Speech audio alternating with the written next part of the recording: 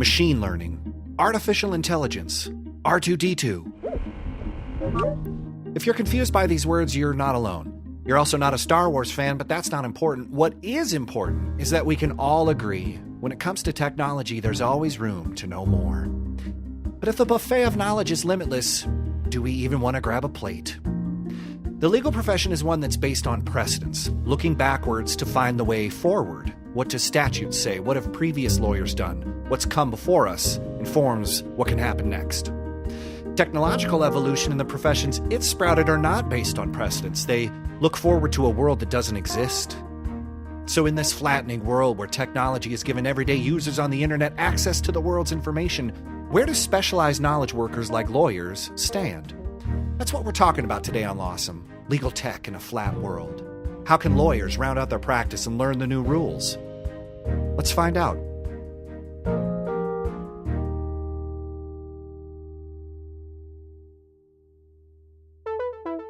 Lawsome, the podcast for law firms.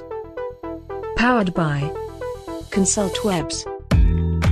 Welcome back to Lawsome, the podcast for law firms that starts out as candy and turns into bubblegum.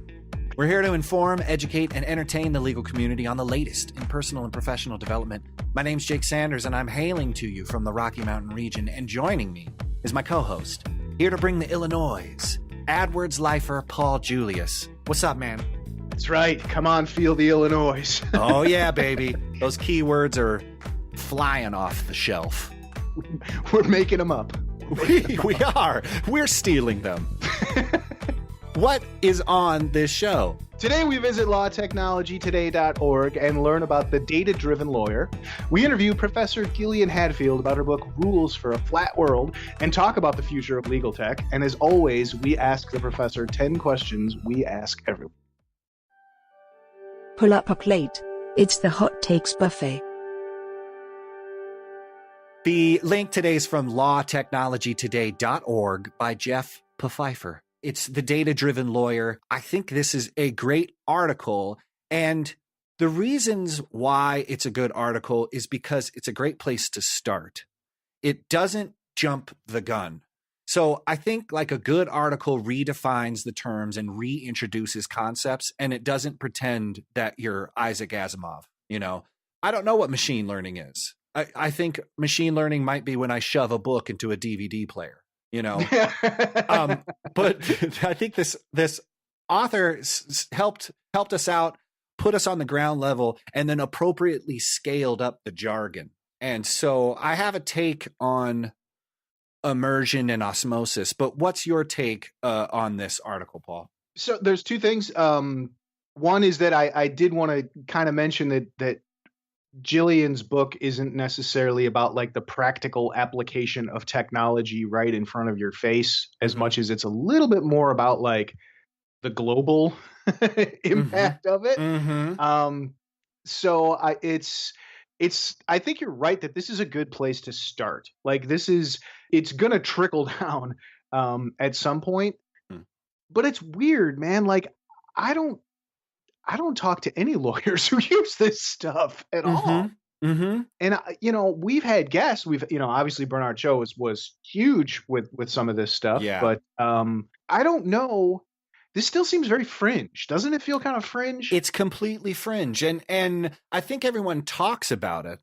And I don't know if people are doing it. You know, I shared on Twitter, the American Bar Association did a legal tech survey. I asked all their lawyers, how many of you people are using document management systems? How many people are using e-discovery, a litigation support software? It's above 70% are not using these things. Small number are. But a lot of people are just kind of cobbling together tech solutions that work. And I don't think it quite addresses the reality of a law firm. And as Gillian kind of explores later, the majority of being a lawyer today is actually being a business person. You're spending less and less time lawyering and more time, talking about snack theft in the break room. Well, and it's interesting because there's these different levels too. You have the large corporations, you have the solo all the way down to the solo guys, Right. who are running into a lot of these things. And there's a very interesting point in this article. I think it says there's this concept of robot lawyers, where it gives this fear that these skilled professionals will be replaced by machines. There's some kind of Terminator thing pops into my head. Yeah. But backing that up a little bit into kind of my own experience, simple things, look at something like Zapier or If This Then That. I mean, Right. trying to automate simple tasks that you do all the time. The concept of a simple task is getting bigger and bigger as these different processes are able to handle more. Yeah. So, even something, I mean, go back to the dawn of email, autoresponders. I mean, there's something, it's just a simple thing. You can send a reply automatically. I look at it as some of these things are just going to get more and more and more, setting off you call an AI, a bot or something, to crawl tens of thousands of pages of discovery documents looking for particular phrases. I don't see why that won't become more commonplace, because you don't necessarily need someone to go through all that stuff and stick a Post-it on there saying, hey, check this out. Not sure if it's relevant, Yeah. My whole point is getting people on the ground level, getting them comfortable with the terminologies, getting them to understand the applications, and then they'll be able to, over time, perceive opportunities for them to use their knowledge. Like my approach to a lot of things, basically just knowledge curation, is that I go above my grade level and I go into books that I don't understand. I listen to podcasts that I don't quite get, but I kind of immerse myself in the jargon. And over time, you start becoming more comfortable with it. It's like moving to a foreign country and just kind of holing up and watching TV rather than going and learning. You kind of immerse yourself in it, and then slowly you start picking out points that make sense. And I think that's essential for lawyers, because if the reality is over 80% of people are not taking advantage of the technological advances that we have right now. Autoresponder, that's a thing, man. You could do this. A lot of people aren't doing these simple steps. What's to think that they're going to start embracing deep neural networks within, the discovery process? They need to start small. They need to build confidence and then understand where they can apply it. That's my thought. And that's why I think this article is a great starting point for lawyers who are interested in kind of scaling this stuff up, because there's an opportunity. I'm not telling you that 80% of lawyers aren't using document management systems just to scare you. I'm telling you, if you use one, you're better off than 80% of these people who are not choosing to collect their processes and find some tech innovations that can help them maybe differentiate from the competition. Here's your opportunity to embrace tech, and make it a marketable aspect of your practice. That's exactly where it's at. You can't, you don't know what you don't know, which is simplified, but it's the truth. It's completely true. Yeah. And it's weird. I mean, a lot of these things too, it's not the first time we've heard it. And Gillian brings it up as well. You run into not only regulations, but tradition, Right. that it's, we put things in paper files and store these files in boxes for years because we have to. So there's no point in even putting it in a computer in the first place, because I'm going to need a hard copy anyway. So good point. There's no motivation to change this. So I think on a certain level, if there was some kind of incentive for people to do this, some kind of relaxing of some of these regulations, or maybe some people, leading the charge and saying, hey, like the article says, that we'll get better results more quickly and efficiently at a lower cost. That's something that the entire industry can benefit from. Yeah. And you can do that without having to change rules so that the playing field is level for everyone. I think you can do it in a simple way of saying, okay, let's ease up on document retention, or Right. Right. Well, some of these privacy rules that we're looking at have been in place for 45 years, and the infrastructures and the way clients behave has changed. And I think the best aspect to Gillian's interview is that we're thinking of legal tech innovation to make lawyering easy. What lawyers need to do is consider how legal tech innovation can make clients access to justice easier. And Yes. I'm not talking about the access to justice gap. I'm just saying connecting them with lawyers.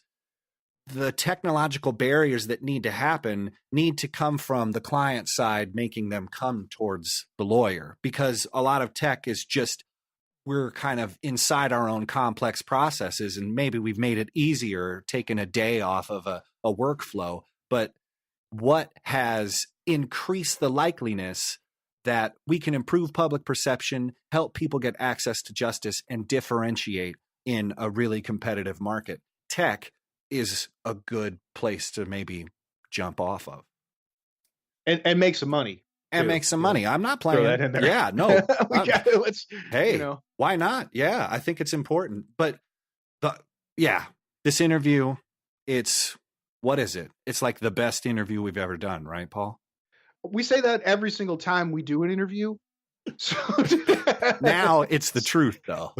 There's some very interesting correlations, and I'm not going to give it away, but when she draws the parallels between law school and medical school, it was a huge eye-opening thing. Totally. I encourage everyone to take note of that. Yep, stick around. It's coming around the mountain. And now, a word from our sponsor. We really have a relationship with Consultwebs that goes beyond simple business-to-business marketing. We have grown up with them as a company. They were there for us when we started. We were there for them when they started. So I think that we were Consultwebs' first personal injury client 15 or 16 years ago. I've been working with them directly for 10 years now, and they've always been a fantastic partner. It's vitally important to us that when somebody says you should hire Bellick & Fox, and they go to the Bellick & Fox website, they're going to go beyond the website and contact us. They understand storytelling, they understand technology, they understand a website isn't just text on a page, it's how you create an expectation for what that means to work with us.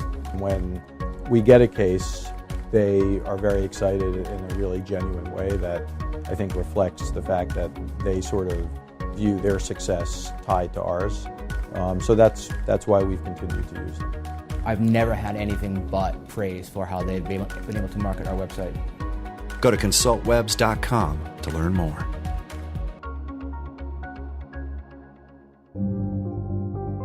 And now, for a lawsome interview. Gillian Hadfield is a professor of law and economics at the University of Southern California. She writes, teaches, and speaks about the challenges we face in developing legal frameworks for an inclusive and robust, complex global economy. Gillian focuses on how to make law more accessible, effective, and good at doing its job of balancing innovation, growth, and fairness. Born in Canada and now a U.S. and U.K. citizen, Gillian holds a JD and PhD in economics from Stanford University. She served as clerk to Chief Judge Patricia Wald on the U.S. Court of Appeals, D.C. Circuit. She's also been a visiting professor at many prestigious law schools and is on the World Economic Forum's Council on the future of technology values and policy. After all of this, she's graciously decided to donate some of her time to the Lawsome podcast, and we're honored to have the professor on the show today. How are you, Gillian? Oh, I guess I'm awesome. Yeah, you're almost too awesome. Looking forward to this. So explain your trajectory from lawyer to PhD to professor and beyond. Just kind of give us a 50,000 foot view. Well, the secret is I didn't practice as a lawyer at any point in time, even though I'm really focused on what it takes for us to have more effective lawyers in the world. I did my law degree and my PhD jointly as a program at Stanford and clerked and then went straight into teaching. I spent a couple of years doing full-time expert consulting work as an economist, working with big law firms and big law teams. So I think I learned a bit about the practice there. But I've been in the professoriate since I began. This book that you've written, Rules for a Flat World, you bring all of those various interests in economics, policy, law, tech innovation. Where'd this book come from, and how have you felt about its reception? Okay, there are two answers to the question, where did it come from? In the first part, it came from my own experiences in the legal system many, many years ago, family law, custody law, and a little bit like the doctor who gets sick, the realization that, holy cow, this is not working very well. Extraordinarily expensive, generating more conflict instead of solving conflict, taking forever, and just seeming to make things worse. That, since I didn't want to talk about myself personally, I then kind of deployed my economics and institutional thinking to say, what does it look like this? And started talking to more people, started talking to, among others, general counsel at big innovative companies like Cisco and Google, and discovered that they had exactly the same complaints. Hey, it's too expensive. It's not doing what we need it to do. It takes too long. It's not helping us solve our problems. So the book sort of came out of, on the one hand, my own personal sense of there's something wrong here and we're not paying attention to it. Let's start studying it. And then probably about a decade's worth of research on pieces of that question that eventually came together in saying I really needed to try and write about this in a way that people who weren't living inside of it already could relate to. Yeah. A curse of knowledge is a big problem. It really is. Yeah. You don't know what it's like to not know what you know. It seems stupid, but it is ridiculously powerful when you realize that. I just finished a book, Richard Shotton. It's called The Choice Factory, and it was all about cognitive biases. And one of those is the curse of knowledge. And so there was a psychologist that studied this. And so he separated these people into two groups. One group of people tapped out a song that they knew on a table. And then the other group would listen to the song to see if they could guess it. And so they asked the tappers, what do you think the percentage of people who are going to guess correctly? And they said 50%, because I know this song. What actually happened was 2% could guess the song correctly, because the tappers could sing the song in their head and they knew where they were, but the listeners had no idea.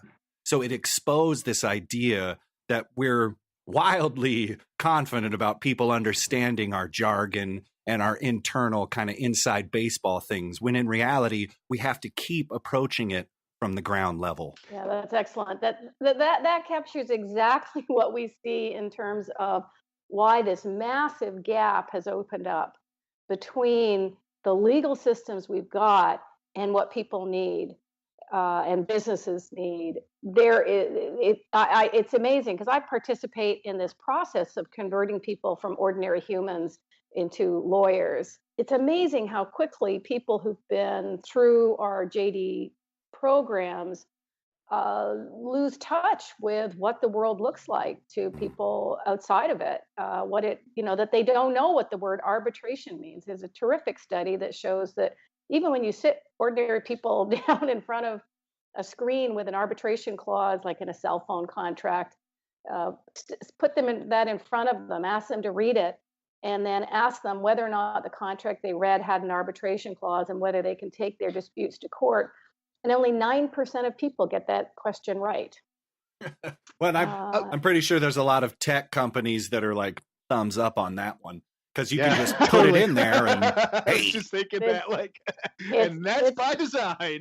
There we go. That's our major problem.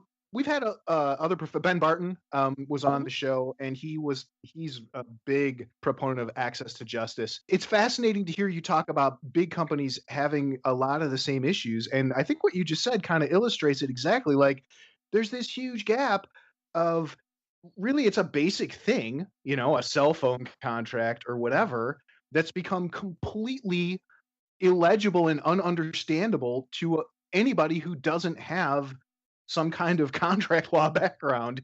And that's not really fair anymore, is it? No, and we are doing a tremendous amount of the regulation that we need for a much more complex world, and think about the role of platforms, social media, the platforms. I mean, your watch is now a platform. If you're walking around with an Apple Watch or another smartwatch, all of those platforms are being regulated to a significant extent by those dense terms of service and the rules being written within those companies. But it's a farce of the idea of contract. I think I saw one study that said it would take you something like 40 days a year to read all of your uh, privacy policies if you actually read every one that you clicked agree to. Mhm. It's a tremendous amount. So the use of these tools that made sense when you were talking about commercial parties in the 19th century or even the mid 20th century, it's really not effective or appropriate or fair to use those tools today. It's so broad. I mean, this is really new territory for us to discuss because a lot of times when we've talked about access to justice, it's been in the framework of, the people who can't afford it. So they're Hmm. going through either, landlord tenant dispute or, even in like family law cases, the procedures for entering evidence and stuff like that. Like that's someone could have a very legitimate piece of evidence, but because they don't know how to put that in, bam, they're at a disadvantage. So it's really interesting to hear how it's not limited to just like a courtroom situation. Like this is a larger and broader um, sense that it affects a lot more people than really they may even realize. Oh yeah. Absolutely, it cuts across from poor people to frankly to wealthier people who are even so. I mean, if you're wealthy, right, you can be wealthy and still, if it costs $1 million to resolve your custody dispute, that's still too much. That's still more than True. you can afford. Right. But the really important point to emphasize is it's cutting across all sectors of our lives, and it's going from small business to big global corporations. As I say, it was interviews with general counsel at our biggest, most innovative global companies really brought out the point. Hey, this is not working, even for the folks who have massive legal budgets and can hire the best of the best. They're complaining that it's not working for them, and the reasons it's not working for them and it's not working for less wealthy or poor people in our communities are very, very similar. The solutions are really, really overlapping. When you're talking about flattening, are you talking about technology as this great equalizer that is creating the flat world? Like, where did the metaphor of flatness come from? Yeah, so the flat world came from Thomas Friedman, the New York Times columnist, Hmm. book, The World is Flat, which came out, I think, around 2005. Gives you a sense of how long I was working on this project, by the way.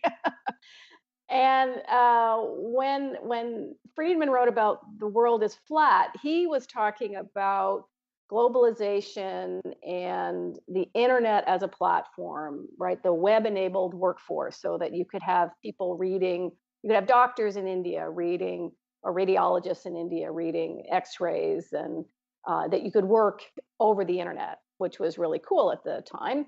Now, what's happened in the 10 years or so since he wrote about that is, and I talk about this in the book, just this huge increase in the amount of quote unquote flattening because we get digitization of just about everything. He wrote the book pre-iPhone, pre-Facebook, pre-3D printing, pre-blockchain.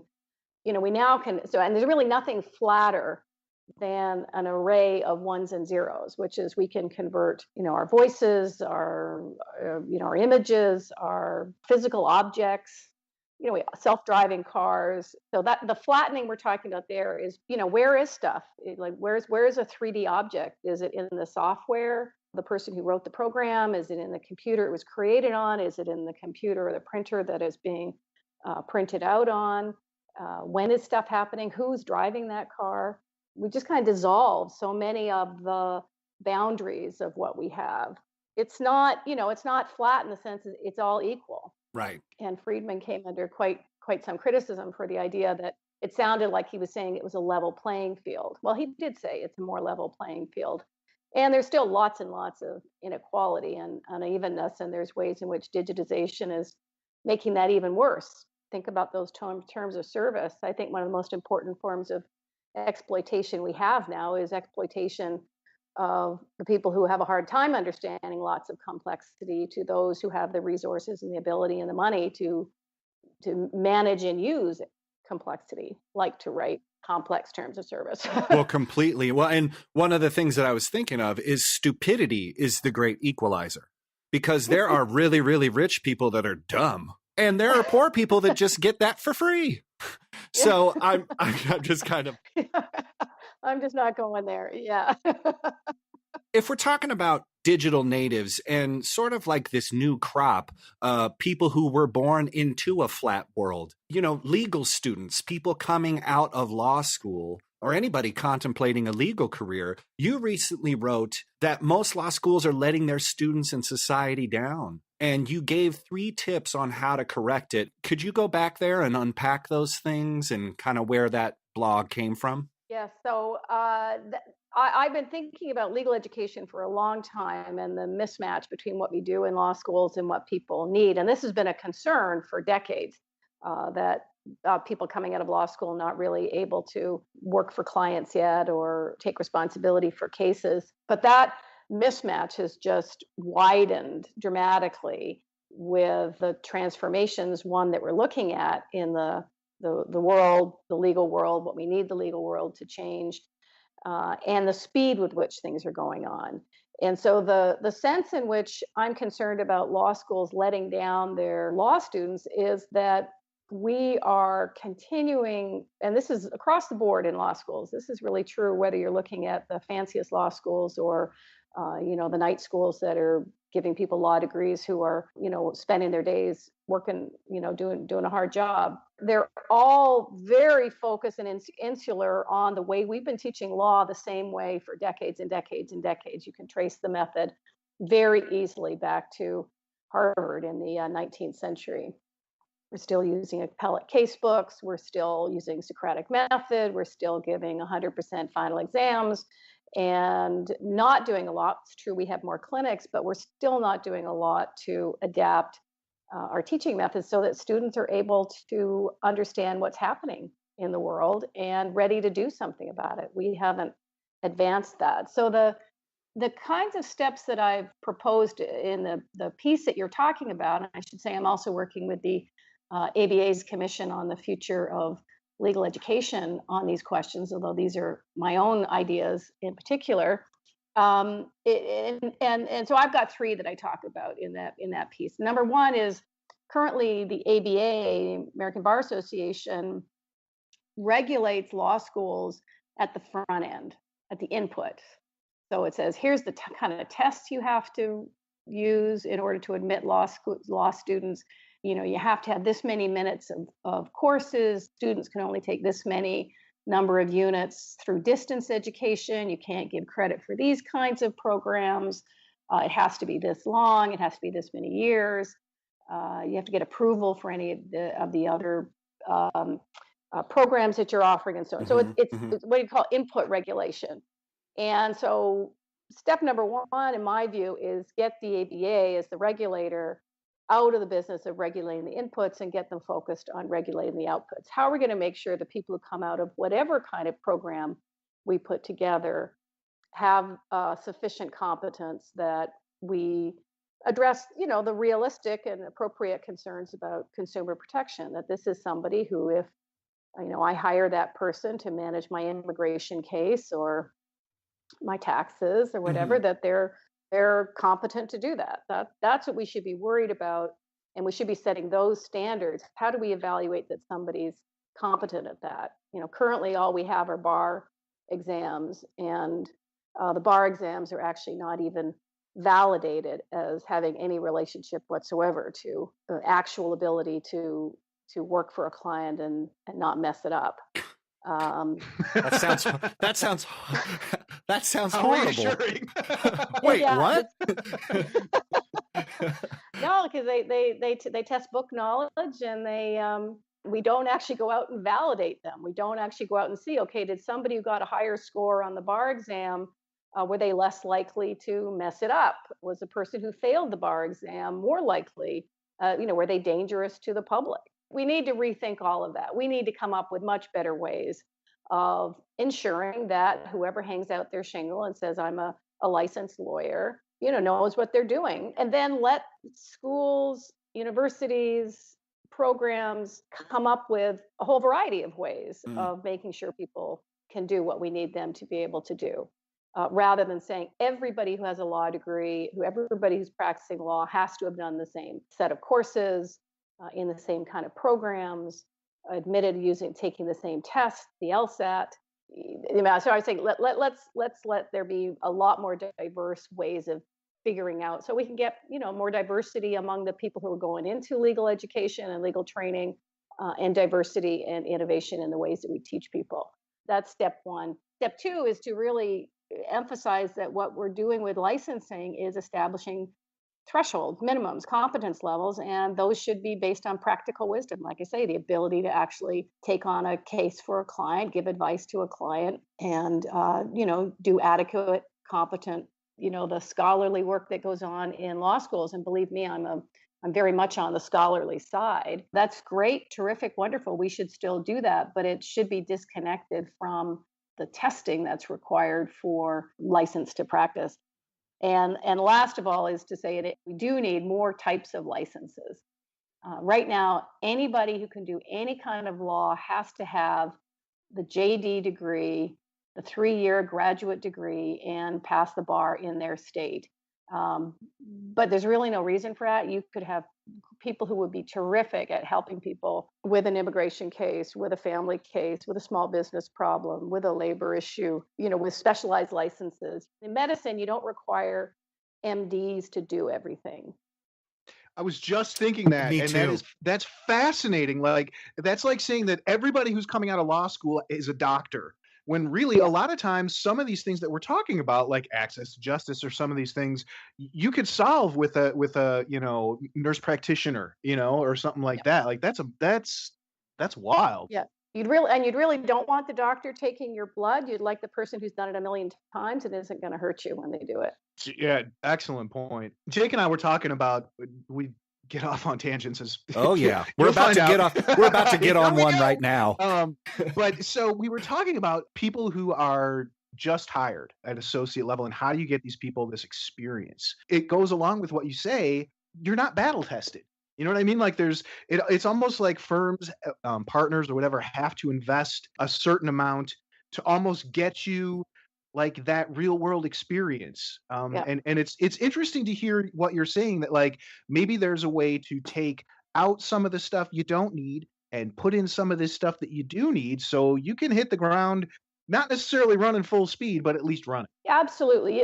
I mean, remember, everybody who's training to be a lawyer in this country has a 4-year undergraduate degree and then 3 years of graduate work.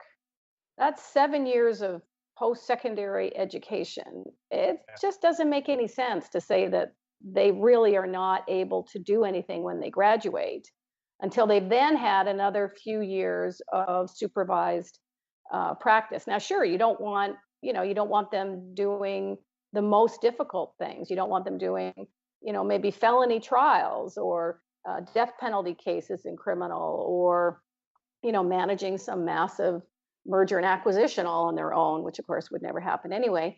But the point is that you should be able to you should be able to draft somebody a will. You should be able to advise a small business or a startup about at least how to think about their choices on contracts and not. You should be able to, evaluate somebody's legal position, give them some reliable, competent advice. I think the most troubling thing I see about legal education is, and I see this, all the time with students, no matter where I teach, that even our third-year students really do not have a good sense of what the job is, because they spent 3 years writing legal research memos and issue spotter final exams or policy-oriented final exams, and not okay, I need to think about what situation is my client in? What are they worried about? What are they trying to achieve? What are the alternative strategies for helping them get there?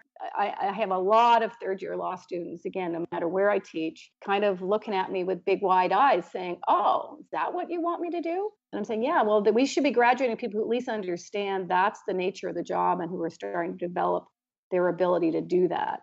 And that Absolutely. we could do that, and we can do that in the 3 years. We've got 3 years of graduate education. Absolutely, we can do that. And it's funny, Jake and I hear it from the other side. You know, we work with a lot of lawyers. Sometimes you do hear back where people are like, boy, this is not what I expected. You know, I did not intend to realize there was, you know, at some of the larger firms that there was this much focus on billable hours, logging hours, opening email. Like there's just this part of it that I think I don't know if it's glossed over or people don't like to think about that. But it's interesting these misconceptions when you actually or not conceptions maybe when you just Yeah. get out into it, you know, Yeah. that it's Yeah. different. Yeah. Yeah. And so you have people who head off to the large law firms. That's probably about 15% of our lawyers head off into the big law firms. So that's the experience of, like you just described, you know, maybe thousands of hours billable. And then we've got, you know, a big chunk of our lawyers, probably at least 50%, who are going into solo and small firm practice. And for those folks, I mean, we've actually got the numbers now that tell us that probably about 80% of that job is running a small business, and 20% of it is actually practicing law, which is a disaster. Mm. Part one, no, people didn't sign up to run a business and have to go, you know, hunt for clients and retain clients and bill clients and manage all of that. But it's also the reason it's far, far too expensive. There was just a study that showed for lawyers in small firms, like 1 to 12 lawyers, which is the size of law firm that deals with ordinary people and smaller businesses, in the average 8-hour day, those lawyers were doing 2.2 hours of billable work. They're actually billing for 1.8 hours, and they were collecting for 1.5. So Yeah. the reason you got, and the minimum you can find lawyers working for is $200 an hour. So that means, yeah, you're billing $200 an hour because you're only getting paid $300 for your full days of work. Yeah. That's the thing that drives me crazy, because you know, that's the economist that looks at that and said massive levels of inefficiency are because of an inefficient business model. Mm. You know, if we changed our rules so that those lawyers, instead of being required to run their own small business, could be employed by a company that specialized in the business of identifying clients and customers, figuring out protocols, developing the technology, building the platform, you know, those lawyers could spend 8 hours a day actually doing legal work. And I'm curious to get your take on, you know, we're talking about in some senses the globalization and the digital world and this, you know, kind of I've heard to it referred to as like the gig economy. Mhm. Are there some ways that maybe people could be looking at that and saying, wow, you know what? I can outsource my discovery. Some of this document preparation could be done by someone else just to reduce cost, or is that even not like something people even consider? If law was behaving the way the rest of the economy was behaving, and if the rules, the regulatory rules, which are the professional rules that the bar associations put in place, if those rules allowed law as an industry to behave the way the rest of the economy was behaving, yeah, then you would get what you see all across the economy, which is, you know, increasing use of outsourcing. Let the specialists do that part. Let somebody else do that. You know, we will, instead of hiring a designer for our products, we will retain the services of a firm, or even go into the gig economy and do that over a platform.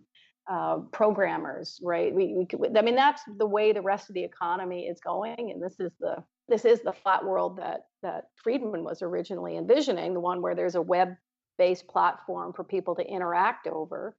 So if law could respond in that way, it absolutely would, and it would make sense. The limitation on that is you can't build those businesses, you can't enter into those contracts, and you can't build that tech, and therefore you can't build that technology because you can't get investors you can't have investors in that technology. Right.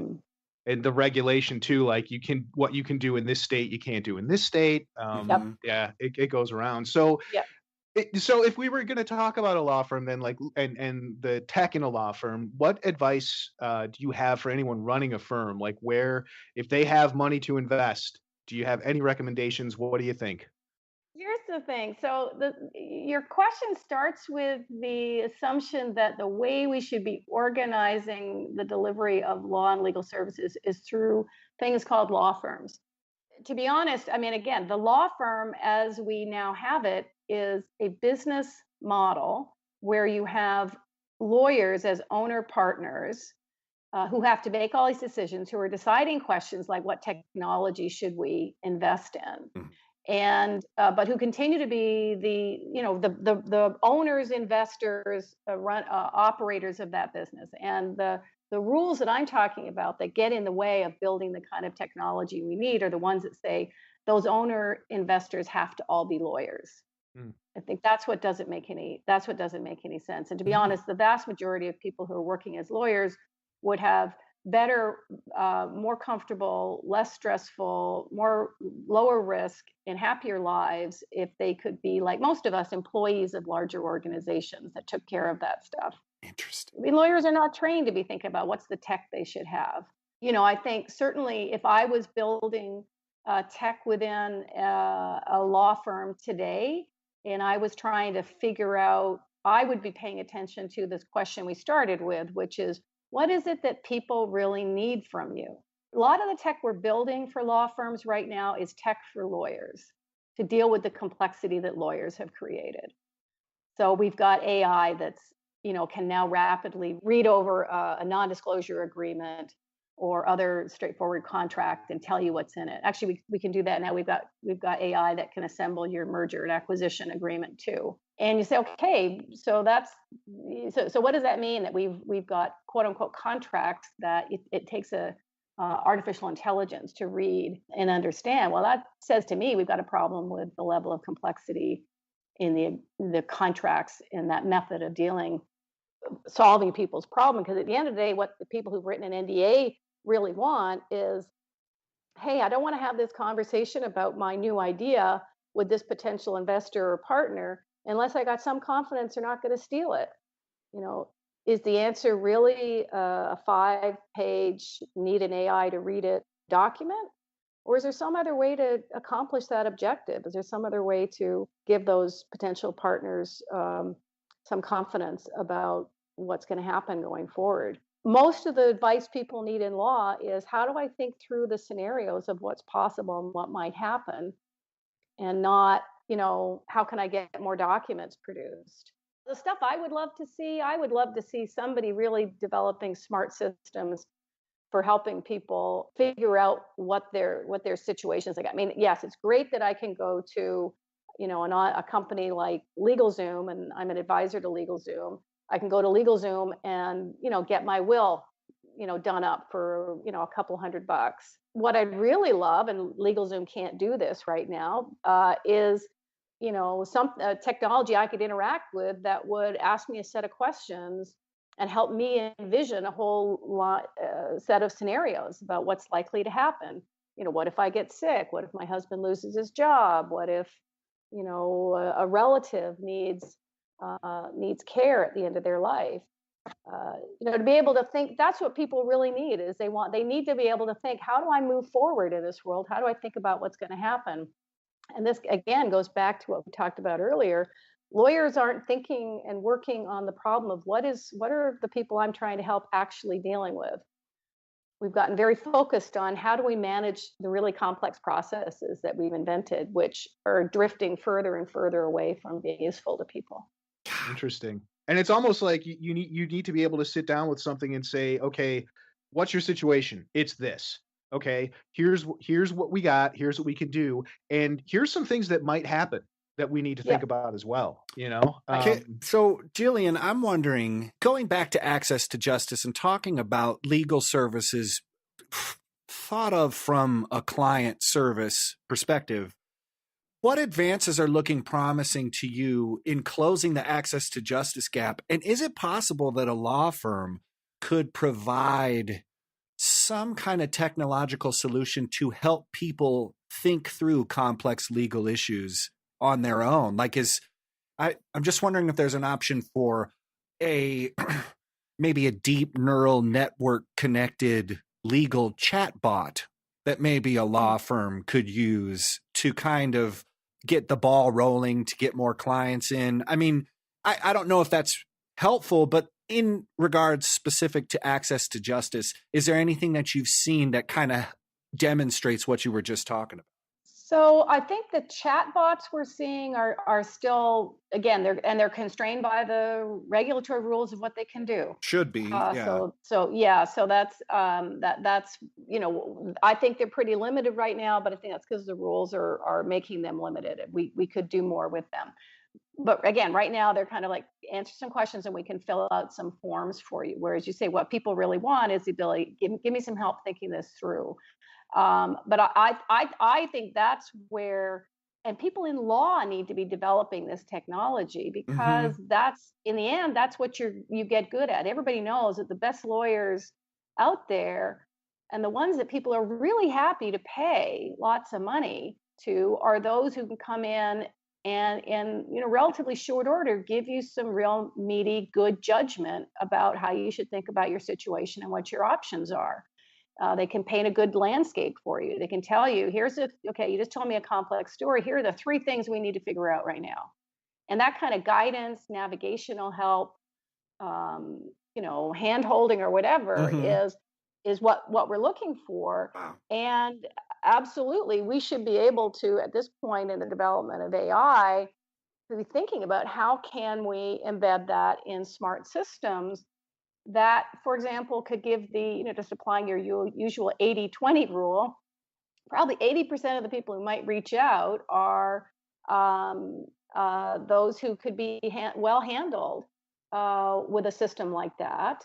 I just participated in the Global Legal Hackathon here in LA, and one of the groups, which I'm very proud to say had one of my students on it, they were looking at developing a tool to replace the use of focus groups by personal injury lawyers, right? So expensive focus groups to get a handle on how valuable is this case? What should we invest in it? Yeah, sure.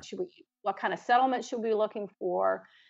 So this group was looking to develop a crowdsourced system that would allow lawyers, to test their arguments and views about the case on, instead of 12 people in a room, 1,000 people or more online.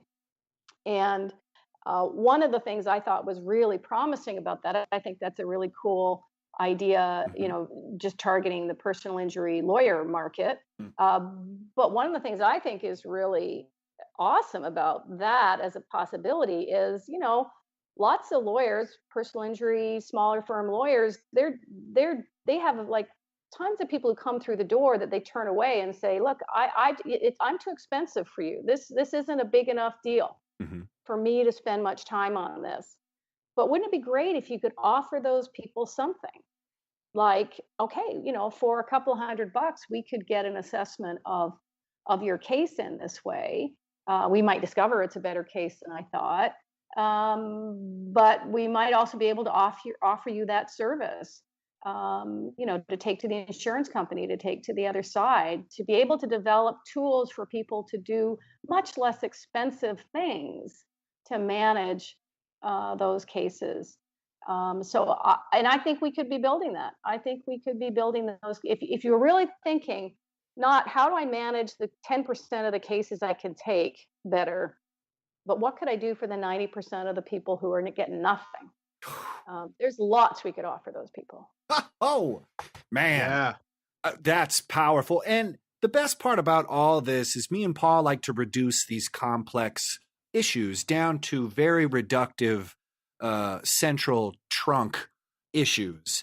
And it seems like it always comes back to providing value past your expertise and thinking about context rather than content And I think we're so focused on our own abilities or our own, way we approach things that we forget that there's another side to this mirror. You kind of hinted towards this, but just getting towards the end, lawyers need to kind of adapt their perceptions to the flattening world. What would you think there's just one cognitive shift that maybe they can do to approach their practice differently? That the 10%, 90% is a wonderful start, but is there anything else, kind of tips that you have for them to kind of grok or wrap their minds around this flat world? Yeah, so maybe the most important thing to get your head around, if you are inside a hugely insular profession and practice, and it is really important to understand that is drifting farther and farther away from what the world really looks like and what people really need. And that world is not standing still waiting for lawyers to figure it out. It's trying to come up with its own solutions. So there's this sawing sound, right? That lawyers are further and further out on the limb. And certainly in the big firm context, those the big corporate clients, they're not just sitting around waiting for lawyers to adapt. There was just a survey that said that a survey of those large firm clients that said 4% of them thought that their law firms were doing a lot to innovate to solve their problems. And so what are they doing? They're trying to do it internally. They're going global. They can now find people who can help them figure out their problem and their situation and think through the alternatives in other parts of the world over the internet, through digital means. That if lawyers just continue to be so insular, that limb is getting sawed off. And it's really important to try as hard as you can to step outside the bubble we're in and really connect with what does the world look like and what could really different solutions look like. What could something really different for how to manage the NDA situation or the divorce situation or the small business the startup finance problem. The way real innovation happens is when you start thinking about what is the person who needs my goods or services really trying to do, not how do I kind of tweak the solution they already have, which isn't working for them, but what do they really want? Don't be attached to the solution, be attached to the problem. That's it. That's the bumper sticker moment. Professor, you're so wonderful because it's not tech. It's not completely beyond my head. It's actually this small personal choice where you have to think of empathy and how you can help and be of service, that's wonderful. So wrapping it up, how can people learn more about you? Well, I have a website, GillianHadfield.com. So I've got blog posts up there. I've got links to the scholarly writing that's there, and for anybody who wants the more scholarly stuff, I have they can link through to my site at bepress.com, and the book, because the main goal of the book was to talk to people about what I've been seeing about the way law is moving and what's happening and why it's so critical. I really do think it is absolutely critical. I think we can't solve any of the massive challenges that we're facing in the world without rethinking very, very fundamentally what we're doing in law.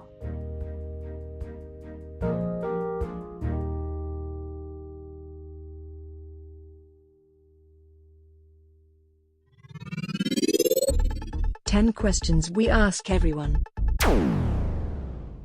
Okay, here we go. 10 questions we ask everyone. Number 1, what was the last book you read?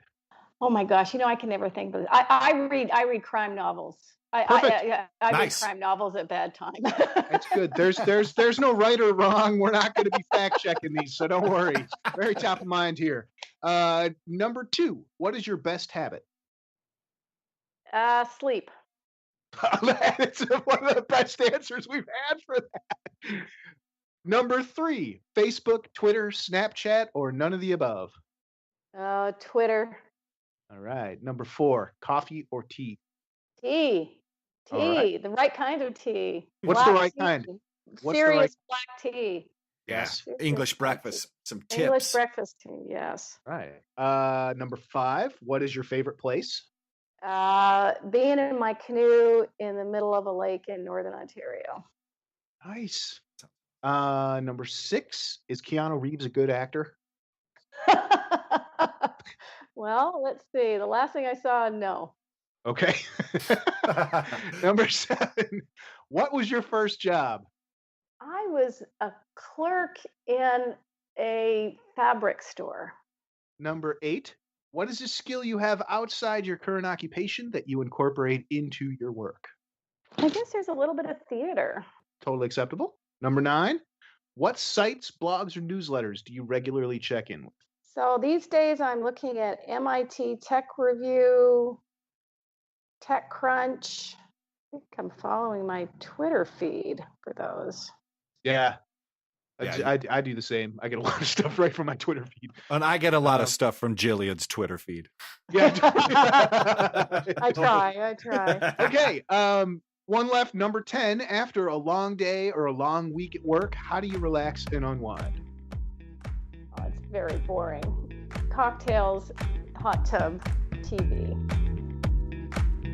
For show notes, links, and info, go to www.consultwebs.com/LawsonPodcast. Be sure to leave us a review and rating in iTunes or wherever you find the you listen to. Until next week, stay lawsome.